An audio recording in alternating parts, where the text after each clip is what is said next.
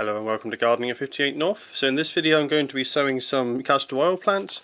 So I'm doing two different varieties this year. So the first one is going to be this one, which is one I grew last year, and it's basically kind of a reddish bronze colour called Impala. I quite like this one. It's the first castor oil plant I've ever grown, and it had some really stunning foliage, lovely kind of bronze effect on the foliage, and some of the leaves even looked a bit like dinosaur skin. It had like a really nice texture on it. They were quite large plants. There was one in particular that I planted out a bit earlier in a really sunny sheltered spot that was south-facing in my front garden with light reflected off my white render on my walls. And that grew really large, so that was a really nice thing to see, to get it quite so big, especially in my climate where it's a bit cold here in Scotland. Now the other variety I'm going to be growing is this one here. So this is a Zanzibarensis variety. This one, it's more of a greeny bluey colour, and this one should grow a lot larger. This one basically has been selected for its extra size. It's a really large plant, whereas the other one, this one has been selected more for the colour of the leaves. So I'll grow this one again next year because I really liked how that grew, but I would like to also grow the Zanzibarensis to see how large this can grow. Out of interest, I'd like to see how different some of the instructions can be for seeds. So this one, for example, which is from a normal seed seller and is a variety I grew last year, you can see there it's 18 to 21 degrees it recommends for germination, which I would say is fine for a lot of plants. For tropicals, you really want to go a bit warmer. This is from like a smaller kind of like an artisan seed seller. This one actually says 30 to 35 degrees Celsius, so you can see there's a huge temperature difference in what some seed companies are recommending, others are not. So I'm actually going to do it about 30 to 35 degrees for both of them. These are tropical plants. In the tropics, temperatures are normally in the low 30s, and if the sun is beating down on the ground can easily get up to 40 or 50 degrees Celsius. So high temperature is probably what I'm going to go for. So I'm going to get these planted now. What I'm going to be doing is I'm going to be putting these in these trays. I'm going to be growing 6 of each. See how they do. If they don't all germinate, I'll sow some more in a few weeks' time. But the germination rate is normally pretty good with castor oil plants. They're quite big seeds, so they're easy to handle, and they don't normally get lost in the compost or suffer from too many problems with being a larger seed. And the only thing I would caution with castor oil plants is that they are poisonous, especially the seeds, so you should always wear gloves when handling the seeds. And I'll show you what they look like. They're quite nice seeds. They're quite a decent size. You can see them there. Some of them have a really nice texture and patterning on the seed coat. So I'll show you the other variety, because last year they had a really nice texture on the seeds, and there's quite a bit of variation between the different varieties. And I'll show you these ones, but I'll wear my gloves. This is the kind of bronze plant that I grew last year. They're actually really beautiful seeds, really nice patterning on the seeds as well. And that little lump on the end is actually something that is for the ants. So in the wild, there's a little bit of food on there that the ants like. What they tend to do is to take that into their underground homes, into their nest, and then the plant will be underground and start to germinate. So that's an unusual thing that they have with ants in the wild. It won't really happen here in the UK because most of our ant species are too small to carry something quite that large, but certainly in the tropics that's something that can happen with these seeds. These are really quite nice, these ones. I think these seeds are very interesting looking. The other ones are more plain, but the pattern on the seed really doesn't have any bearing as to what the final plant will be like. So to plant them, I'm just going to make a small depression in the middle of these little planting containers. Now eventually I will need to repot these. These are very large seeds, they grow very quickly, so they will need to be transplanted fairly soon, but these will do just for the first few weeks when they first germinate. And then once the first true leaves are starting to appear, it'll probably be time for me to then go ahead and transplant them into larger pots. So as I say, I'm going to do 6 of each, and then I'm going to make sure I label them as well so I know which is which, although once they germinate it should be fairly obvious, as they are quite different looking plants once they get their true leaves starting to appear. And when it comes to compost isn't too important with these. They're large seeds. As long as it's free draining enough and it holds a bit of moisture as well, it should be fine. I tend to just go for multi-purpose compost with these. Seed and cutting compost, you might get very slightly better germination, but there's no nutrients in it, and so you have to repot a little bit quicker. And with big seeds, they tend to handle the higher nutrient levels in multi-purpose compost no problem. If they're very small seeds, then I'd always recommend seed and cutting compost. But as long as it's multi-purpose compost and it's not one that has like 6 months worth of feed in it, it should be fine, as long as it's low to average feed levels. So I'm just going to get the seeds here. I'm just going to pop them in with that little lump facing down into the soil like that, a few centimeters down, probably the equivalent of an inch or so, because I find if they're not quite deep enough, the roots will grow so vigorously they'll push the entire seed out of the or the compost, and if they don't have any resistance against that, the roots really don't be able to push down enough, especially if they hit a hard lump in the compost. So you want to get it deep enough and covered that that doesn't occur. So I'll just go ahead now and sow all the seeds. So that's all the seeds now sown. I'll label them up. I'll then put them in my propagator. I'll try and keep it around about 30 degrees Celsius. It might be a little bit tricky because my propagator is only really designed to be about 20 to 25 degrees Celsius, but I'll insulate it and try and get it up to about 30 degrees Celsius.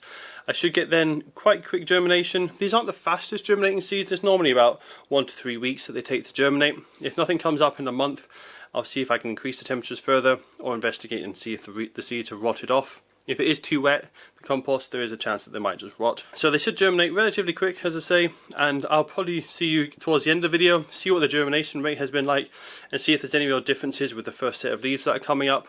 And when they do start growing, what I'll do is I'll reduce the temperature slightly because I don't really have anywhere as hot as 30 degrees Celsius. And I found these were actually surprisingly good in my climate last year in North Scotland, where the average maximum temperature most days in midsummer is 18 degrees Celsius. So they can grow quite well in lower temperatures, but they need that initial heat really to get them going. So I will grow them in a warm environment, but not super hot, probably around 20-25 degrees Celsius. I'll either have them on a sunny windowsill, or if I don't have enough windowsill space, I'm going to have them under some strong grow lights. I need them to really get lots of light, lots of heat to get growing quickly. And I want them to have really high light levels, because once I take them outside, if they're not acclimatized to high light levels, they'll get burn on the leaves.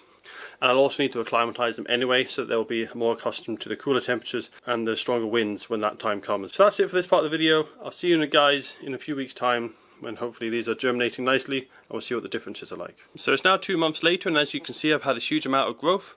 Now, usually the plants that were supposed to have the more purpley tinge to the leaf, they seem to have come up mostly green. Now that might be because I'm growing them indoors and the window filters out a lot of the UV radiation, so that coloration might not appear until later in the year when I plant them outside, and hopefully the higher UV levels will give that colour. But basically the tallest ones at the top here, they're the ones that are supposed to have that more kind of a purpley colour. The two on the bottom, they're the Zanzibarensis ones, so they're supposed to be the really big giant ones with a slightly blue tint to the leaves. Now you might be thinking, why is the biggest ones currently the smallest? The reason is none of the first batch of seeds that I sowed for that actually germinated, so I had to do another batch of seeds about a month ago, and that's why these two at the bottom here are a lot more smaller, a lot more stunted. But when these did first come up, they were actually a lot more vigorous than the purple variety, so I do actually expect these to overtake them eventually in the summer. And you can see the seed leaves are absolutely huge, a lot bigger than they were on that purple variety. So it's interesting to see how they're doing. I think this, as I say, although it's smaller now, I think by the end of summer these will actually be a lot larger. So what I'm going to do now is I'm going to plant them out in my garden, and I'll give you guys an update later this summer to see how they're doing. Hopefully they put on a huge amount of growth. As I say, the Zanzibarensis ones here, they're the ones I'm most hopeful to see how they grow. I grew the purple variety last year, and it grew well and it did look nice, but they weren't giant plants. So this one here, it'll be interesting to see how much bigger they grow than the purple variety. So it's about a month or two later, it's now the middle of July, and I'd like to show you the plants now out in the garden and show you how they're doing. Now there's a lot of variation. This is my front garden here, so these are quite rich beds. These are rose beds, and I fertilised them a lot. But the soil is not as rich as the back garden because there's a lot of competition with the roots, and also the back garden for tropical plants, so I've given that extra feed. So these are the ones that are supposed to have the purple leaves. As you can see, since they've been outside, they've got that nice colouring. Some of the older leaves that were younger when they were inside and they didn't get that strong UV haven't got the colour. But these have got some really nice colouring now. Growing quite well, looking pretty good. I think these will get to a similar size as the ones I had last year. There is quite a bit of variation in these, so this one's done particularly well. The one on the other side here, it blew over a bit in the wind and it's always struggled a bit. I think the roots got disturbed.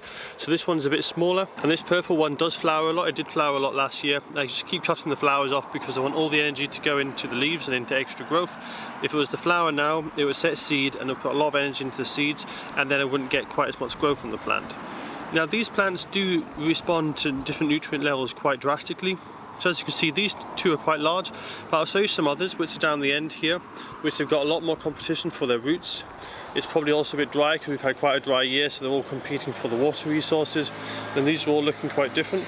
So this one down the end here, You can see it's a bit smothered. We've got loads of gladioli coming up here. We've also got some giant tree lilies, and we've got the Incessi ventricosum over there. So this one's really quite stunted. Leaves are quite small. Now I'll use my hand as a reference in this video. I'm 6'5", so my hands are bigger than the average hand, but just to show you the differences between the different varieties. So this one, you can see that's actually about the same size as my hand, not particularly big. That's because it's been stunted. This one as well has also been badly stunted because it's got the cordyline there and the gladioli absorbing the water and the nutrients. So again, quite a stunted one. That's kind of the size of the leaf it's getting. I'll now take you back to the other ones to show you the size of their leaf. So out of all the red variety, this is probably the one with the largest leaves. Still not as big as the leaves I had last year, but it's still quite a young plant. But you can see there, much bigger leaf, so that one's doing a lot better. And I'll show you now one of the larger Zanzibarensis variety leaves. Now I only had 2 of those plants, and last time you saw them in the update they were much smaller than the other ones with the red leaves, but as I expected they're starting to overtake them. So this is the plant here.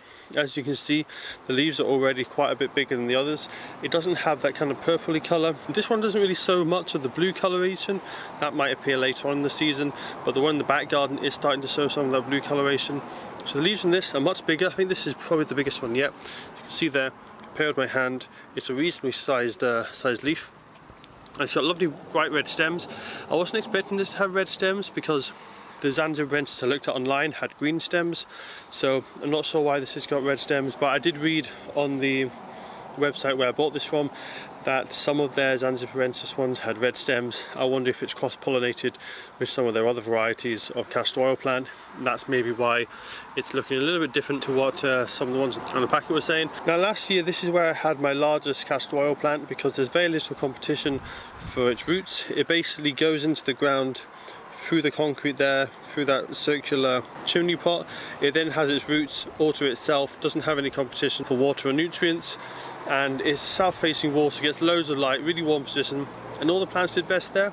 But interestingly, the best castor oil plant this year is in the back garden. I don't know if that one is maybe slightly different genetically, but it has gone absolutely crazy and the leaves are really big. So I'll take you there now and show you the difference, bearing in mind this is supposed to be the same variety as the one I'm about to show you. So here it is. It's an absolute monster of a plant, much bigger than all the others. I don't know why this one has taken off so much more. I did grow the castor oil plants in this bed last year and they weren't substantially larger than the ones in the front garden, with the exception of that one right by the front door, which was much bigger than all the others. The ones in here were smaller than that one by the front door, so I don't know why this one is so much bigger than the rest, but it has just gone absolutely bonkers. The leaves are so big. They're still getting bigger as well. This is the youngest leaf, or that's the youngest, then this one, then that one, but this one is still actually getting bigger. That one there has got to its full size. I think this one is just about full size now, but I'll try and give you a sense of the scale. It's kind of hard to hold the camera far enough away to get my hand in at the same time, but you can see it's really big leaf. Just compare with the other ones, when you consider some of them the size of my hand, this one is an absolute monster, the size of it. So I don't know why this is, but this is a little bit more like the Zanzibarensis I was expecting, with the giant leaves and also that slight kind of bluey colour to the older leaves. You can see there's a little bit of a blue hint to that. It's not particularly blue though, but the main stems, they're still quite red. They're not as red as the one at the front, and there is a bit of a glaucous kind of appearance to them, but it's certainly a monstrous kind of plant, really large, which is fantastic because I'm going for that tropical appearance in this back garden. And you can see the stem as well is incredibly thick, really thick stem, and it's just doing really well. So I'm quite surprised at how well this has done. I'm really happy, so it'll be interesting to see how it goes for the rest of the season. This looks like it's going to become an absolute monster. As I said before, this was smaller than the dark leaf variety because that first batch of seeds never germinated, so it's a month behind, but it's really made up for it now. Now we did have 2 weekends where we had heat wave conditions, with temperatures up to about 26-28 degrees, and that seemed to really spur it on. But now it's got those giant leaves. What's going to happen is it's going to have all this size of leaf for photosynthesis. They're just massive solar panels basically going to capture loads of energy from the sun. That's going to turbocharge this growth and it's going to grow absolutely crazy. So I'll be giving this plenty of nitrogen, keep that rapid growth, encourage it to have giant leaves, and we've still got some good growing conditions to come. July is normally pretty good. August is normally quite good as well, so I'll be interested to see how big this gets. And if we have a mild autumn, it should hopefully keep growing until around about October time, although sometimes in early September we can have a hard frost which can kill them off. So that's all for this video for now. What I'll do is I'll give you guys an update really late in the season, probably just before the frosts come, just to show you how big these plants finally get. The ones in the front will probably get about as big as they did last year, which is about 5 to 6 foot in height. This one though, I'm thinking I might even reach 8 to 10 foot in height. We'll just have to wait and see.